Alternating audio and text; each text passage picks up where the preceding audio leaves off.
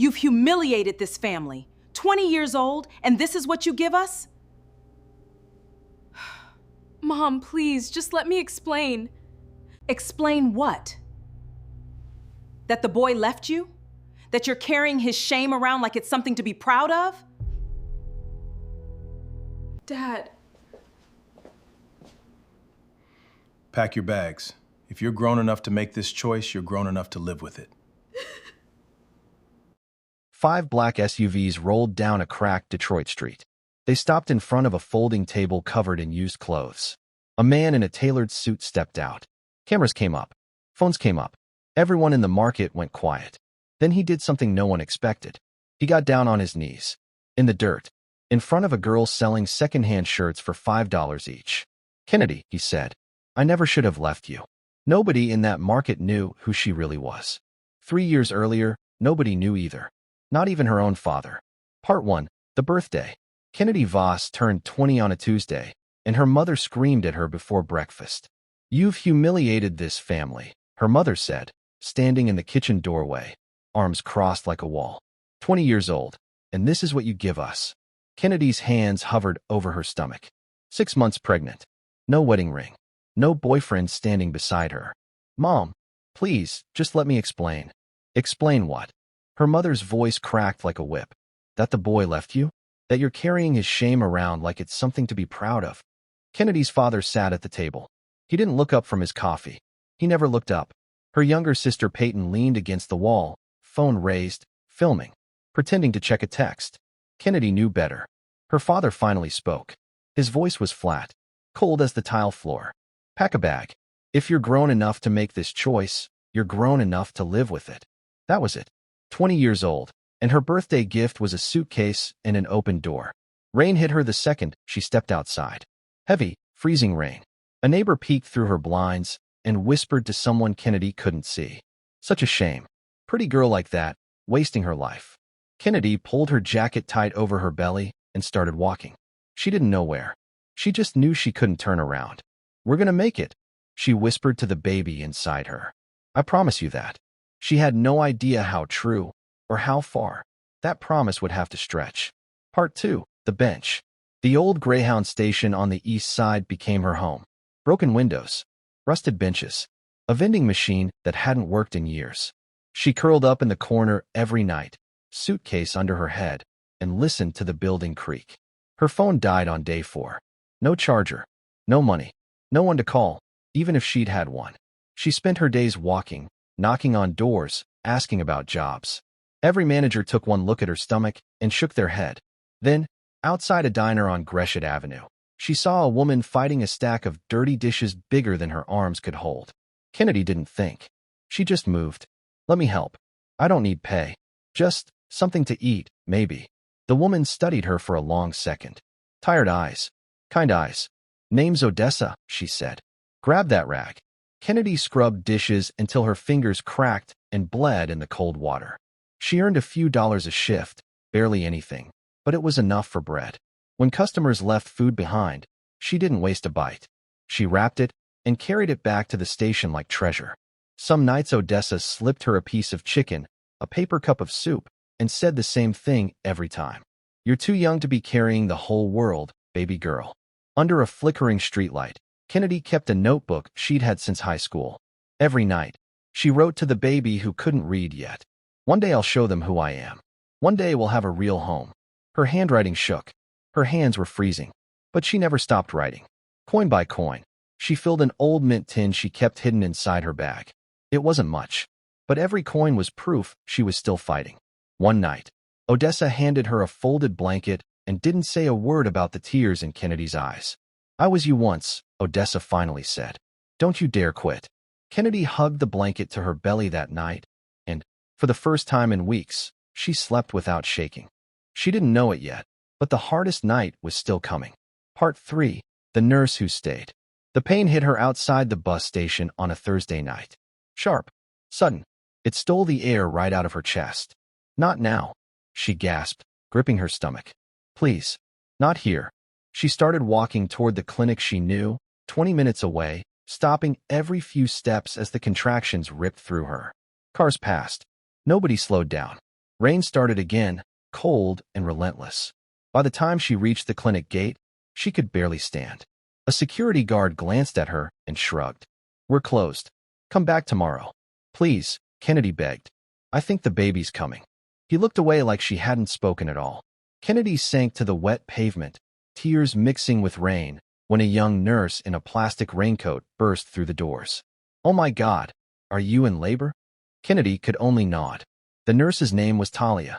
She didn't leave Kennedy's side once. Through every scream, every contraction, she held her hand and whispered, "Breathe. You are not alone. You can do this." Hours later, Kennedy heard the sound that changed everything. A cry. Small, furious, alive. "It's a boy," Talia said, smiling through her own tears. Kennedy held him against her chest, and every bit of pain, the rain, the cold nights, the rejection, disappeared like it had never happened. "You're my reason now," she whispered. "Bryson, my Bryson." Talia didn't just help deliver the baby. She made calls, pulled favors, and within days found Kennedy a tiny room above a laundromat. One bed, one stove, a cracked mirror on the wall. It wasn't much. To Kennedy, it was everything. With the coin she'd saved, she bought secondhand clothes from a thrift warehouse and started reselling them at the flea market. People laughed at first.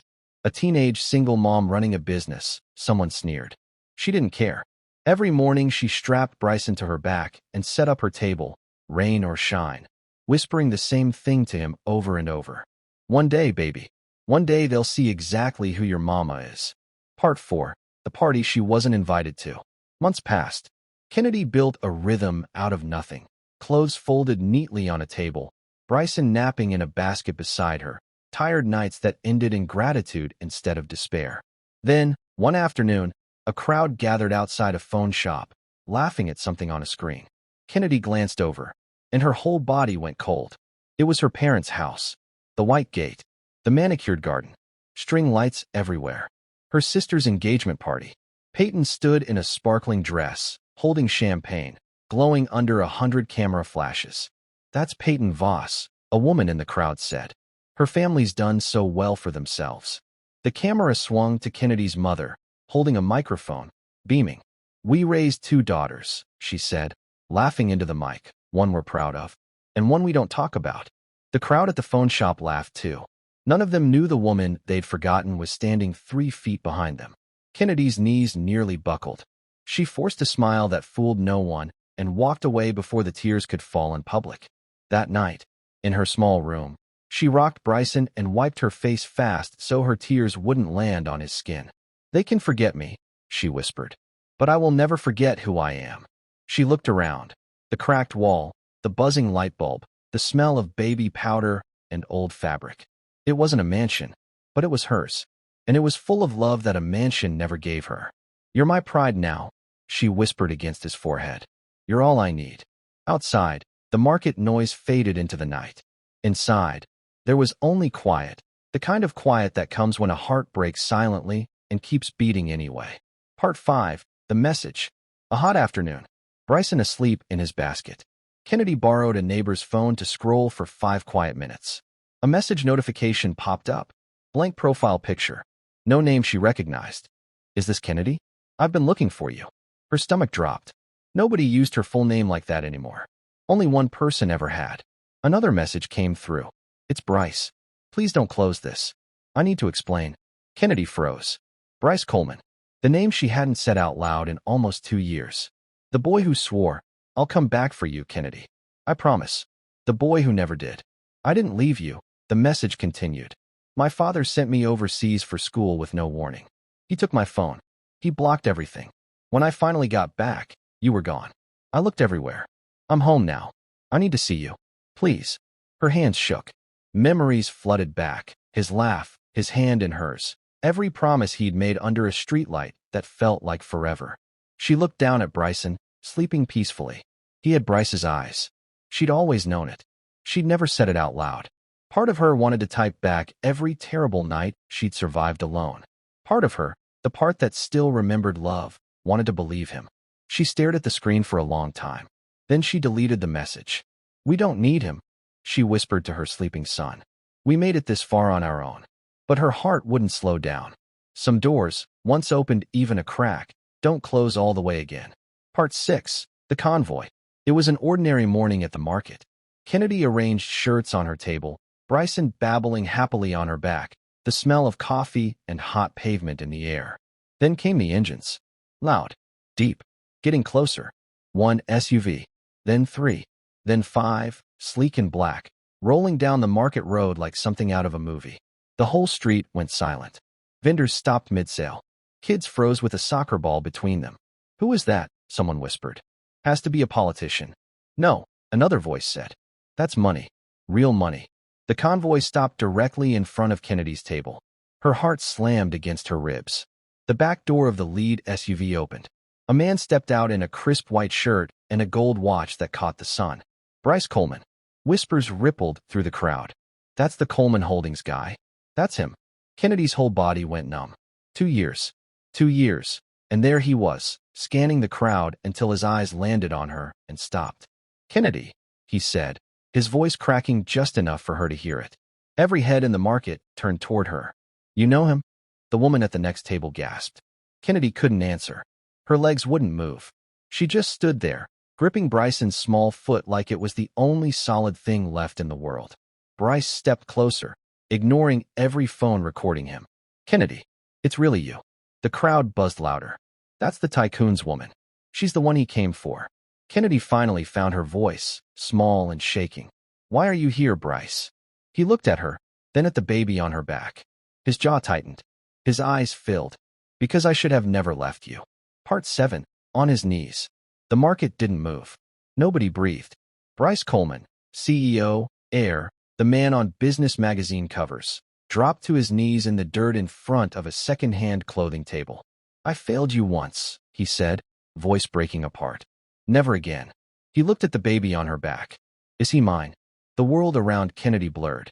The whispers, the phones, the strangers, all of it disappeared. It was just her, Bryce, and Bryson, whose wide eyes studied the stranger kneeling in front of them. Bryce reached out slowly, like she might vanish if he moved too fast. When she didn't pull away, he lifted Bryson into his arms like something made of glass. Tears streamed down his face. I missed his first words. His first steps. I swear I won't miss another one. Kennedy's chest ached with everything at once. Anger, love, betrayal, hope, all tangled together so tight she couldn't separate them. "Why now?" she whispered. "After everything?" "My father took everything from me," Bryce said. "My phone, my freedom, every way I had to reach you. He shipped me overseas the same week I promised to come back. He told me you were a distraction, that if he cut you out, I'd finally focus. The whole time, all I thought about was you. I searched for you the second I landed back home. You think sorry fixes it?" Her voice shook. "You didn't see me begging for a job with a baby bump. You didn't hear what they called me. You didn't hold him the night he had a fever, and I didn't have bus fare to the clinic." "I know," Bryce said, tears falling freely now. "I can't undo any of it. But I can be here for every day that's left. I built something real, Kennedy, and none of it means anything without you two in it." Bryson reached out a tiny hand and patted Bryce's cheek, giggling. Something in Kennedy's chest cracked wide open. "Even if you never forgive me," Bryce said, "I won't stop trying to earn it. You two are my home." For the first time in almost 2 years, Kennedy didn't know if she wanted to scream, cry, or finally let go of the anger she'd been carrying like armor. Part 8. The Gate. Kennedy tried to talk him out of it for days.